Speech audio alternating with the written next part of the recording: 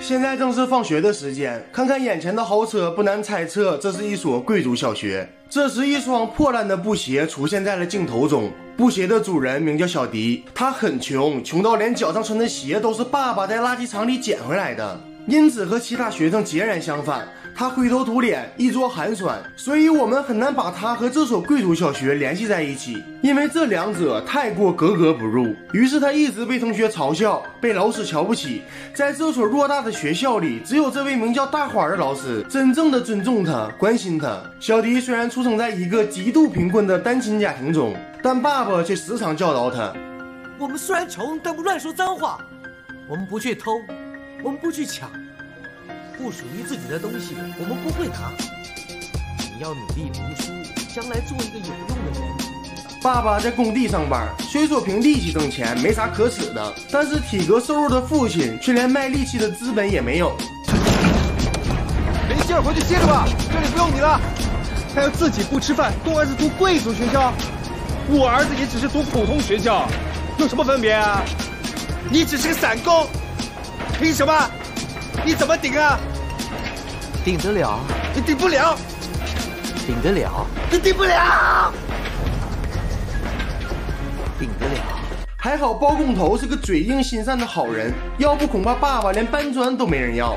父子俩的住所异常简陋，很难想象在下雨下雪天两人要怎么挨过去。再看看屋子的里面，基本上属于一进屋就到炕，小实在太小了，小到两人只能挤在一张床上睡觉。穷实在太穷了，穷到两人连看电视都要去大街上，因为家里根本安不起电视机。这天小迪相中的一款玩具是一个价格不菲的机器人。小迪虽然很理解父亲的经济条件，但他毕竟只是一个孩子，他可能想的是，如果有了这样一个玩具，是不是就不会被人瞧不起了？你怎么那么不听话？我没钱呢。就买这一次，以后永远都不买了，求求你了。但饱经世事的父亲还是拒绝了小迪。小迪哭了，边哭边跑。等爸爸追出商场后，看见了正在安慰小迪的大花。大花说想来做个家访，来帮助小迪更快的成长。但爸爸拒绝了，原因无他，不想让大花看见自己的家。而在离开时，面对爸爸主动伸过来的手，小迪却表现出了抗拒。看来他还在生爸爸的气。到了晚上，爸爸为了哄小迪开心，于是又来到垃圾场里淘宝。这次他很幸运，找到了一个还能发亮的电视机。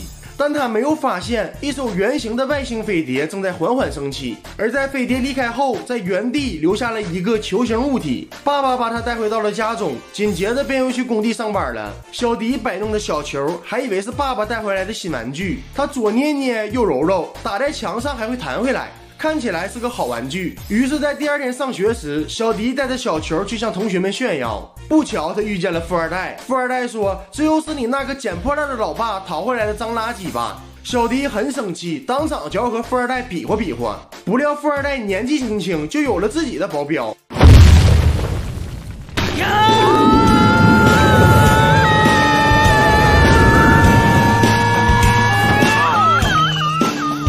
晚上回到家，此时的小迪是鼻青脸肿，他摆弄的小球却意外触动了某个开关，于是小球开始发生变化，最后变成了一个毛茸茸的小动物。小迪很喜欢它，还给它起了名字，叫做小七。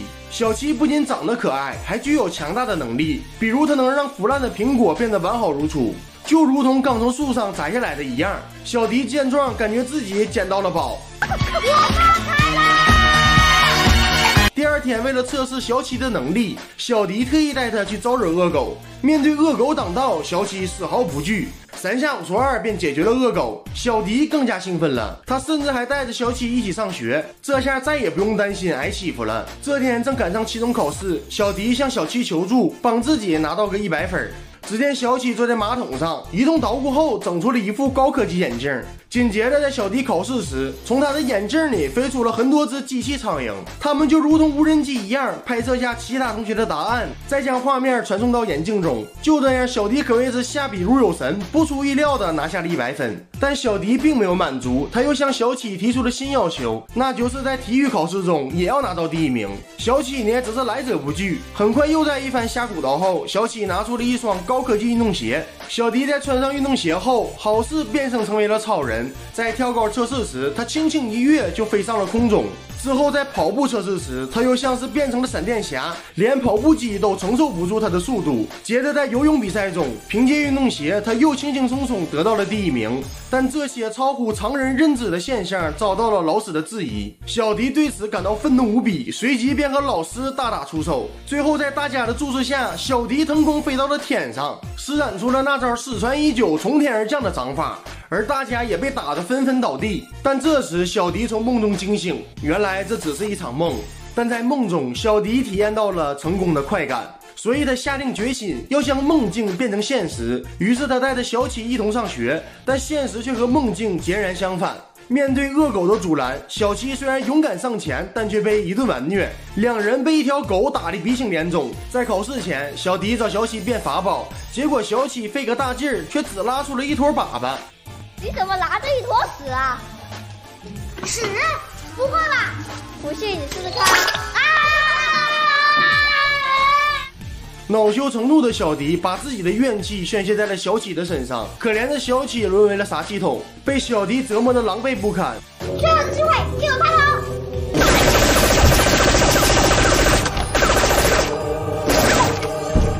最后小迪不仅没有心愿成真，反而还遭到了大家的嘲笑。好在事后小迪醒悟了过来，小启并没有说得很厉害，这一切都是自己的一厢情愿罢了。但令人意外的是，晚上父子俩在睡觉时，小启偷偷发功了。只见从他的触角发出了能量波，紧接着坏掉的电风扇恢复了正常，这让父子俩睡上了一个凉快觉。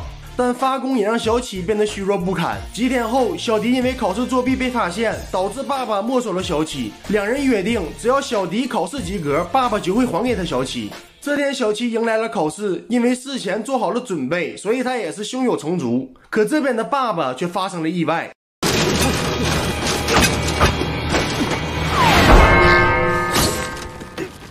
随着一声巨响，爸爸砸向了地面，同事很快将他送到了医院。大花也叫出了正在上课的小迪。而在医院这边，虽然经过了一番抢救，但爸爸还是离开了人世。小迪攥着这份已经及格的试卷，但心里却升腾起了浓烈的绝望。他完成了约定，可爸爸永远也看不见了。晚上，大花送小迪回家，面对大花的安慰，小迪终于释放了内心的情绪，眼泪控制不住的簌簌下落，这模样任凭谁看了都会心疼。但小迪还是故作坚强，他拒绝了大花的陪伴，独自一人回到床上。